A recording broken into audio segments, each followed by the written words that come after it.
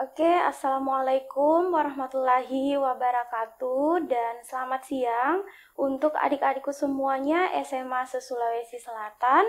Apa kabar adik-adik? Insya Allah sehat ya. Tak lupa pula yang terhormat Bapak Ibu Guru yang selalu senantiasa mendampingi adik-adik kita dalam proses pembelajaran. Semoga kita semuanya selalu dalam keadaan sehat dan selalu dalam lindungan Tuhan Yang Maha Esa. Amin. Oke, hari ini kembali lagi bersama dengan Kak Mufliha Samsir, tentunya dalam program Smart School, Generasi Smart Berkarakter Cerdas.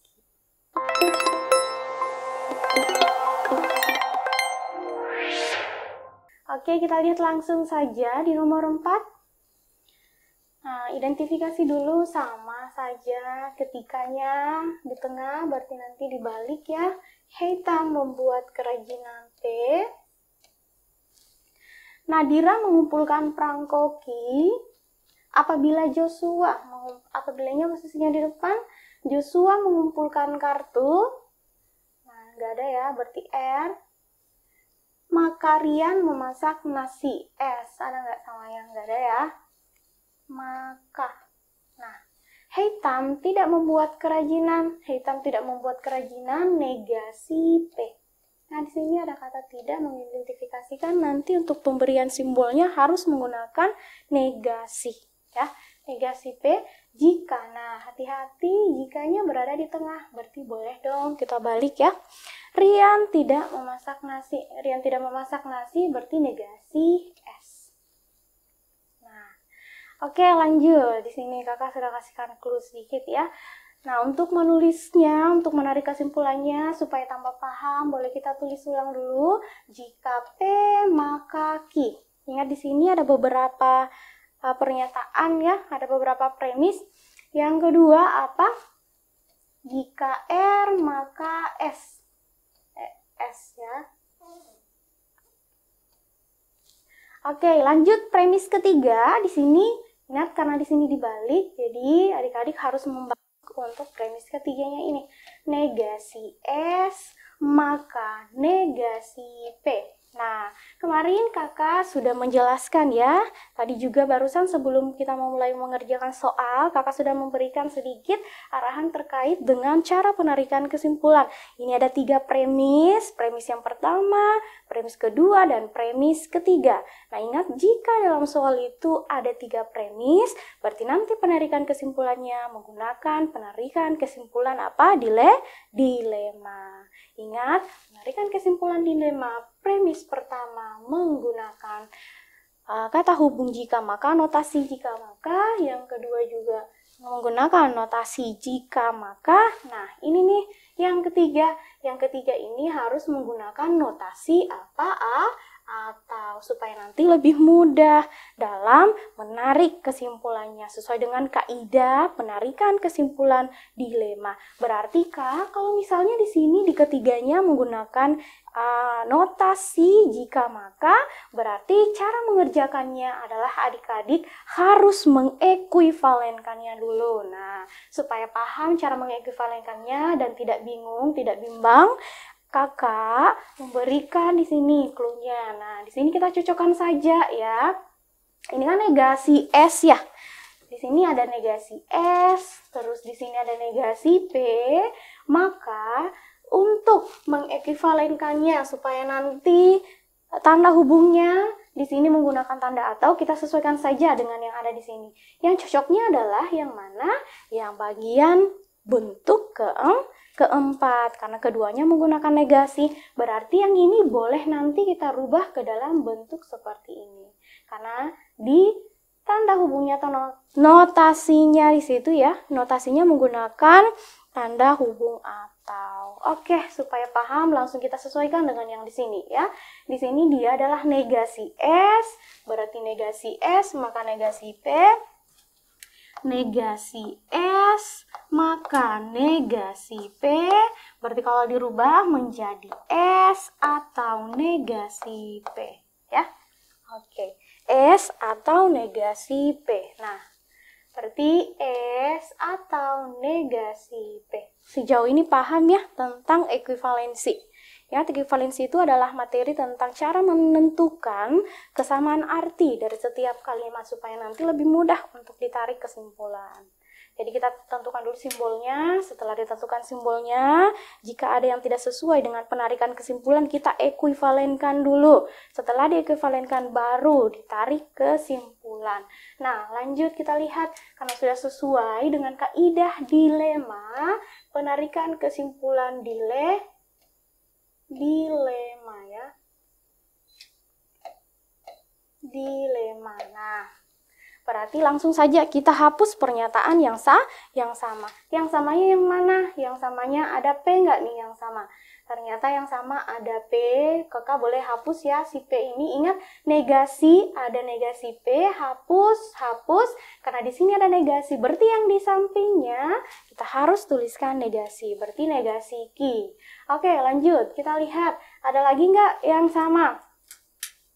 Yang sama itu adalah apa? S dong. Nah, berarti hapus si S. Ingat yang ini ya, yang digunakan yang sudah diekuivalenkan, bukan yang sebelum diekuivalenkan. Sejauh ini paham ya? Paham dong? Nah, lanjut lagi. Berarti P-nya mati, berarti sisa apa tadi? Sisa R dan negasi R atau negasi Q. Sejauh ini paham ya? Nah, kita lihat di jawaban. Ada nggak jawabannya? Jika nanti di jawabannya tidak ada, berarti nanti untuk bentuk kesimpulannya ini boleh lagi diekuivalenkan. Seperti itu. Jadi, untuk adik-adik, supaya lebih mudah dalam mengerjakan soalnya, adik-adik penting dan seharusnya menghafal tentang yang namanya keempat bentuk ekuivalensi ini. Seperti itu ya. Nah, kita lihat langsung jawaban untuk nomor yang keempat ini. R-nya tadi apa ya? R. Joshua mengumpulkan kartu atau Joshua mengumpulkan kartu, ada nggak? Joshua tidak, berarti yang A sudah pasti salah. Yang B, Joshua mengumpulkan kartu apabila, bisa jadi ya, bisa jadi kalau nanti kita ekuivalenkan. Nah, langsung Nadira mengumpulkan perangko. Si Ki-nya itu apa ya? Si Ki tadi. Ki adalah mengumpulkan perangko, negasi. Nah, berarti kebalik ya. Ini kebalik, bisa jadi juga. Lanjut, Nadira mengumpulkan perangko. Nadira mengumpulkan perangko jika Joshua mengumpulkan kartu, boleh jadi jika Nadira mengumpulkan perangko. Nah, si R-nya tadi kan dia adalah Joshua mengumpulkan perangko ya. Oke, berarti dalam materi ini untuk kesimpulannya sendiri itu tidak ada yang sesuai dengan yang didapat ini. Berarti cara menarik kesimpulannya adalah cari bentuk ekuivalensinya lagi. Nah, inilah salah satu materi HOTS yang bagus untuk masuk di soal SNBT.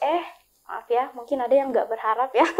Tapi kalau misalnya banyak-banyak mengerjakan soal seperti ini, nanti adik-adik lebih pasti paham terkait dengan soal seperti ini. Nah, cara mengidentifikasi soal, bagaimana sih cara menjawab soal seperti ini kalau memang nantinya harus diekuivalenkan lagi jawabannya.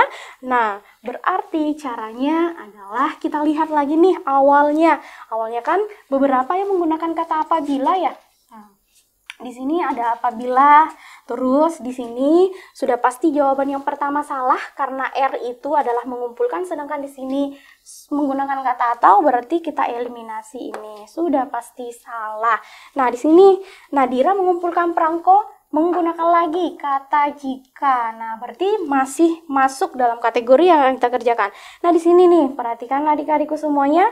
Di sini yang E juga menggunakan kata jika, berarti nanti untuk mengekuivalenkannya hanya bisa menggunakan dua bentuk. Bentuk yang mana? Bentuk yang pertama yang menggunakan apa? Menggunakan implikasi jika maka, dan yang keempat juga boleh digunakan karena menggunakan apa?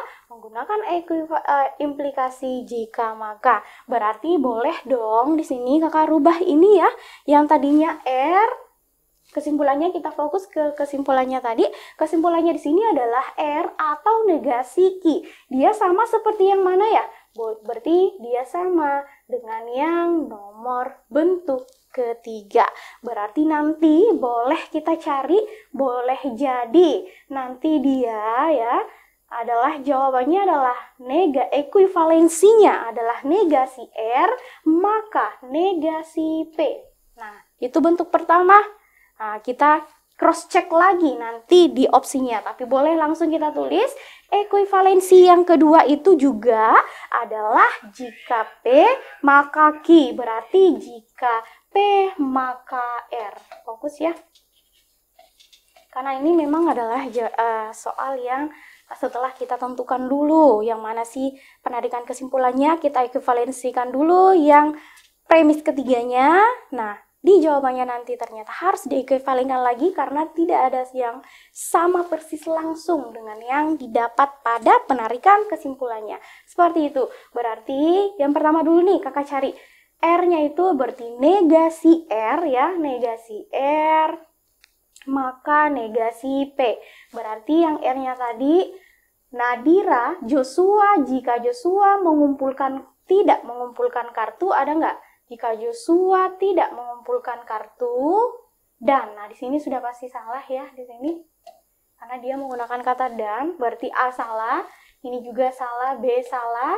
Lanjut lagi, Nadira mengumpulkan perangko, maka Joshua tidak mengumpulkan kartu. Nah, di sini salah juga yang E, berarti kita lihat jika jika Nadira mengumpulkan perangko, maka Joshua mengumpulkan kartu. Jawabannya adalah delta.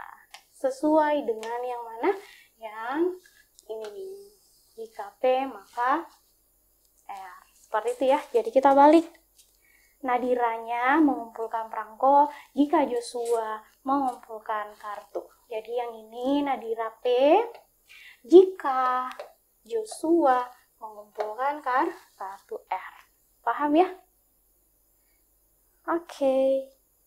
Jadi tips yang seperti ini dulu, ingat kita tentukan dulu bentuk penarikan kesimpulannya apa. Oh, berarti dia dilema. Setelah itu, sudah sesuai nggak kaidah dalam penulisan atau penarikan kesimpulan dilema? Oh, harus ada yang diekuivalenkan. Nah, ekuivalenkan dulu. Setelah diekuivalenkan, cocokkan dengan kesimpulannya dari setiap opsi. Kalau nanti di opsinya tidak ada yang sesuai dengan yang didapat pada pernyataan pertama kesimpulannya, maka adik-adik harus ekuivalenkan lagi. Ekuivalenkannya itu ingat ada 4 bentuk. Jadi ketika tidak ditemukan bentuk yang pertama, maka harus mencari ekuivalen bentuk yang kedua. Jika nanti tidak dapat ekuivalen yang kedua, maka ada beberapa bentuk ekuivalensi lagi. Tapi jangan khawatir, ingat setiap soal pasti ada caranya atau tipsnya untuk mengerjakannya. Seperti yang tadi ya, kita tentukan dulu nih yang mana yang menjadi P dan Q-nya agar nanti lebih mudah dalam mengerjakannya. Ingat adik-adik, semakin banyak latihan mengerjakan soal, semakin adik bisa paham terkait dengan materi penarikan kesimpulan ini. Karena kan ini mudah ya, karena di matematika saja pernyataan yang sama.